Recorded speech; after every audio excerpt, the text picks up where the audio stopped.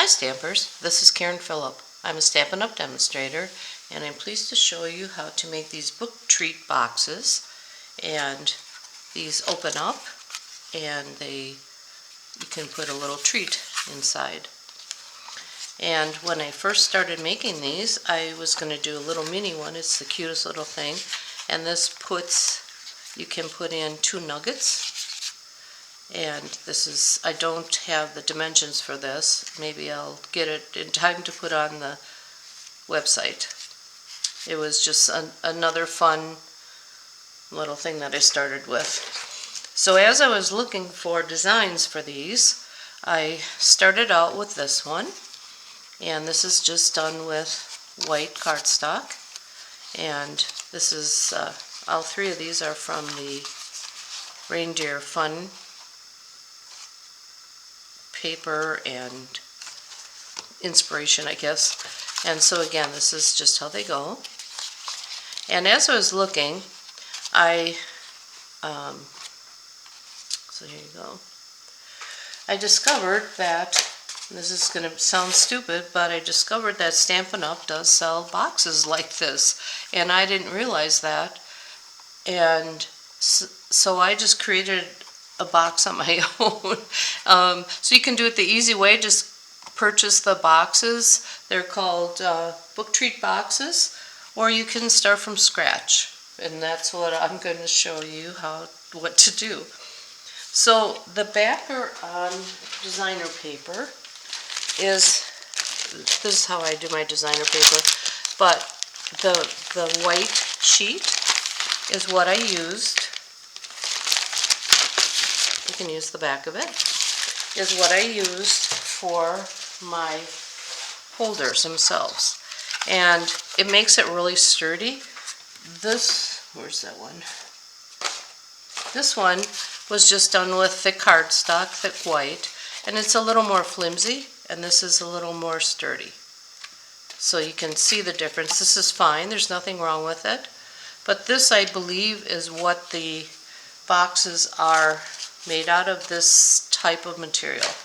This that I have, it is not food safe because it's just paper, but the weight of it. How can I say this? One of the things that, as I was searching for these, was the way that people were trying to close them. The Stampin' Up! Pieces, they come, the kits, or the boxes themselves, they're 10 boxes for $10, so that's not too bad. You can save all this hassle. But they have your front, and then they also have the tab that's part of the cutout. Mine, we're going to add that. And then you also have your base thing, which mine is scored and cut, but it'll look the same. So just an FYI on that. But what I noticed is on the little tab thing, they have a strip of adhesive with the pull-off the tape protector. I never know what to call that. And so that's on here, and this is rounded on the Stampin' Up! Ones. But people were saying they didn't know how to close it. Some people use magnets, some people use Velcro, and I just use this little gingerbread guy, you can kind of see it, and popped him up on a little glue dot, or a pop dot, just dimensional, and just slid that in there. That way you can just push it up a little bit and open it, and that way you didn't have to worry about any magnets or Velcro. Just a little hint whether you purchase them or make them yourself. Alright, let's get started. So I have a piece of, it could be just regular cardstock or the backer on designer paper. And I have scored, this piece is, let's see, what is it? 4 3/4 by 7.5. So I scored it 1/2 inch. You won't be able to see this. 1/2 inch, 1/2 inch, on the long side. So this is 1, 2, and then I flipped it and then did 1, 2, and then I flipped it this way and did 1 and 1. And all these dimensions will be on my website. So now I'm just folding it on the score lines. And again, I believe the ones online are, well, they're already scored, but they'll be cut the way I'm going to show you. Oh, where's my scissors? Okay, I guess I'm going to have to use my paper scissors. Ooh, or my ribbon. So what we're going to do, we're going to take it on the long sides here, and we're going to cut it up on each of the, it's killing me to use these scissors, each of the 1-inch lines up. So you can see that this is like so. Then we're going to snip off the 1-inch corners. So we'll have it like so. Now this piece has some of the writing from the front of the designer paper cardboard, but this comes right off, so you don't have to worry about it. And then this, and you just discard these squares. Okay, now we're going to just give it a little bit of an angle on each of these tabs, and that helps it so that it will fold in better.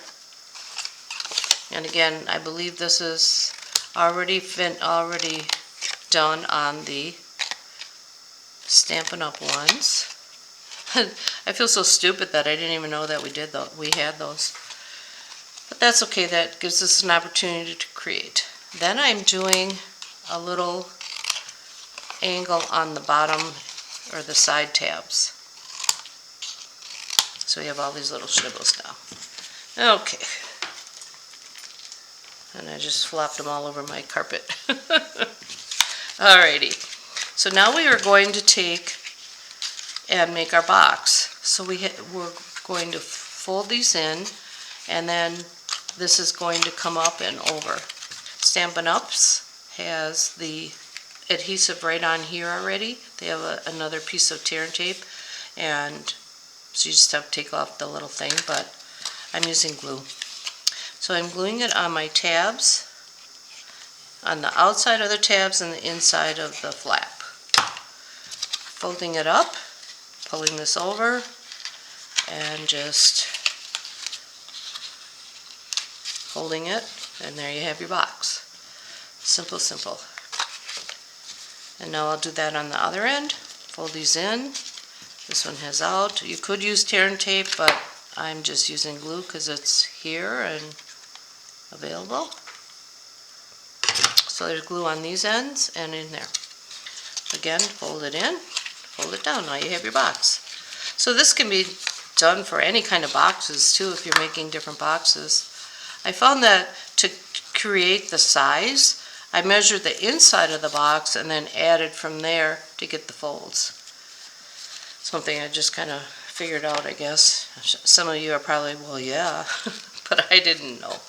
Okay, now we're going to take our front piece, and this is a 4x7 and it's scored at 3 and 4. And I rounded the edges to be consistent with the Stampin' Up one. Then I have a little strip that's 1x4, I believe. No. Wait, how big is this? Yeah, 1x4.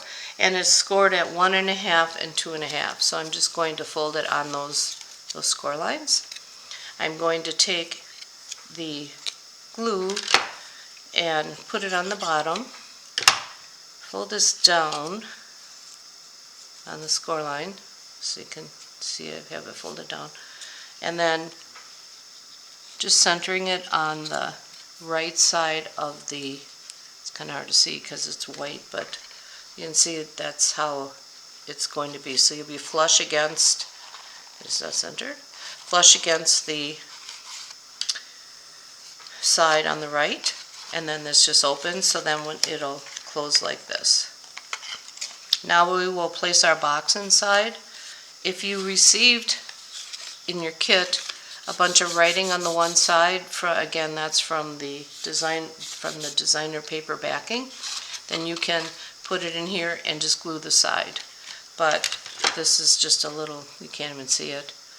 So now we're going to glue the bottom of the box, line it up with the score line, kind of just hold it up there and center it top and bottom, and that's how you assemble it. Super easy. I made it more difficult by just making the box like this, and now we will decorate it. So I'll put all the dimensions on the website. So I have 2 pieces because I wanted the front and back decorated. Use the plaid embossing folder, and it's one of those the big ones. This is a 3D folder. The sandwich is the white plate, this, and then your gray or blue plate, whichever you have. Okay, so I have 2 pieces, rounded the corners, and a piece for the spine. So we'll just place those on there, and the design can go bumpy up or bumpy down. It might be easier to do this while it's before you assemble it, but it's pretty sturdy, which is again why I like using that backer. It really works out well. Okay, like so. And then the spine, glue that on.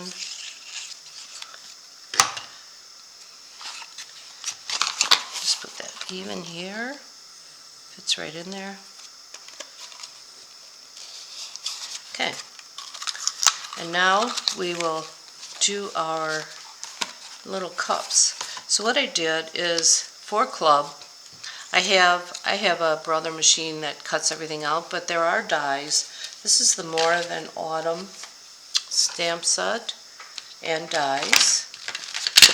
It's a bundle, and I believe it's being carried over, which is kind of cool. I love the set. And so you would cut out the cup, and then the marshmallows, and then the little gingerbread guy. He's just so fun. He's so little. And on the gingerbread guy, you put a dimensional on the bottom of by his feet. You don't want it on the top. So I don't know if you can see that. It's so teensy. But here's the here's the head, and here's the feet. So you want to put the dimensional on the feet part. And so you'll color these, or I did some paper piecing. I'm going to show you now how I did the paper piecing on these cups. They do have dies, but I stamped these all ahead of time for my club members so that it saved on time a little bit. And then, so I'm using some retired paper and just taking the cup.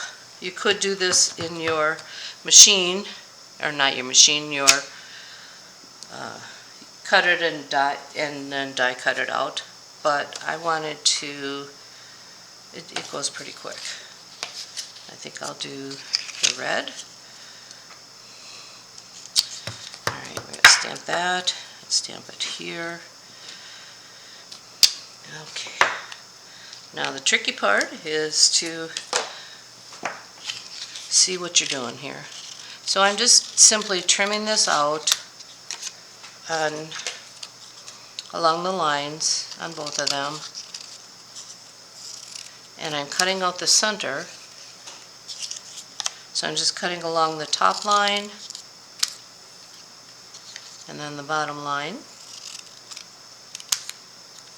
and you throw the center part away or use it for something else. And then I'm doing the same with the other one. Oops.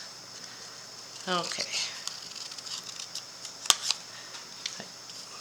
And you could do these with the dies, but then you have to trim it anyway because it's a little bit bigger than the image. Okay, so we're going to trim this on the lines and trim this up on the lines. I could have done that one too. Okay, so now that we have that, I'm taking my little cups and I am stamping the candy cane on first, then I have it, and it just fits in there. I'm doing them different directions, like so. Coloring it with a red marker. You could do any color, I guess. Okay.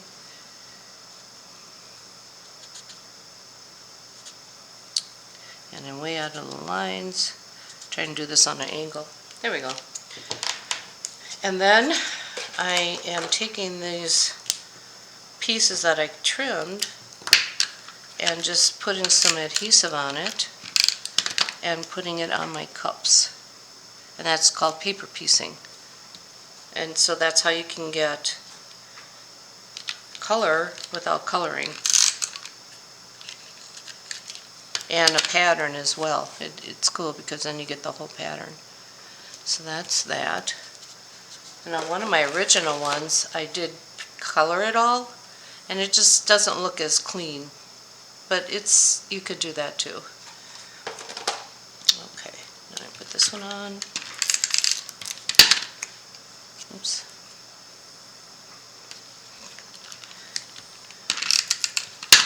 Like so.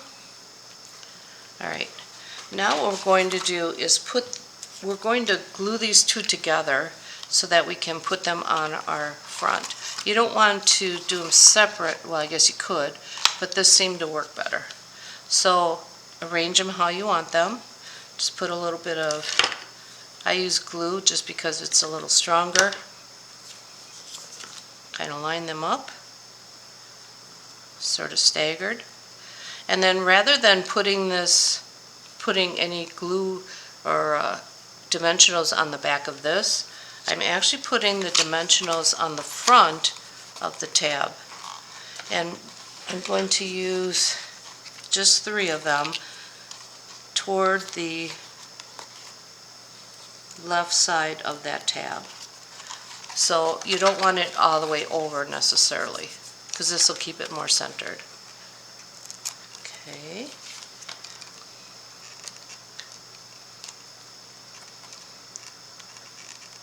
Alright. And then these things, they're either all over or they don't come off. So then you have your one piece. You can center it either on an angle one way or another way. And then when you push it down, then the whole thing pops up and you're making sure that you're not getting any adhesive on here to hinder it from opening.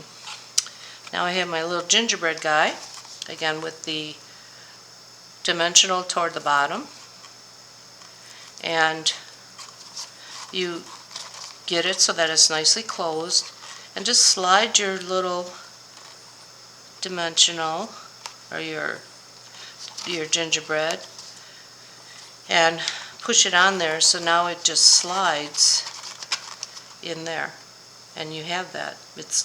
I just thought that was kind of cool.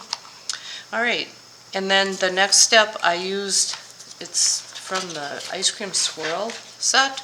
It says yum yum, and then I just stamped 3 of them and everybody got them, and you just stick them on the front.